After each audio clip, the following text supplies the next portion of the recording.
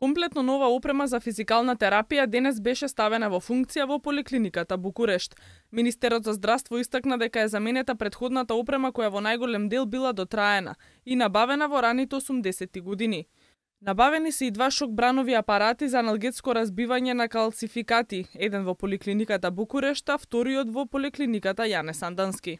Ваков апарат за прв пат се набавува во јавно здравство на ниво на здравствен дом.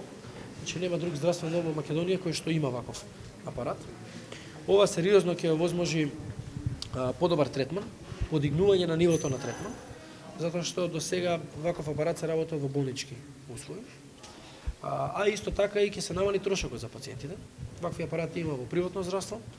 Таму чини некаде третманот од 1500 до 1500 денари.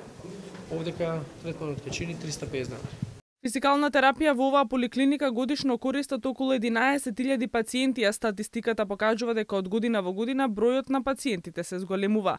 Набавката на оваа опрема која чини 4 милиони денари ќе значи поквалитетна здравствена услуга и опслужување на поголем број пациенти.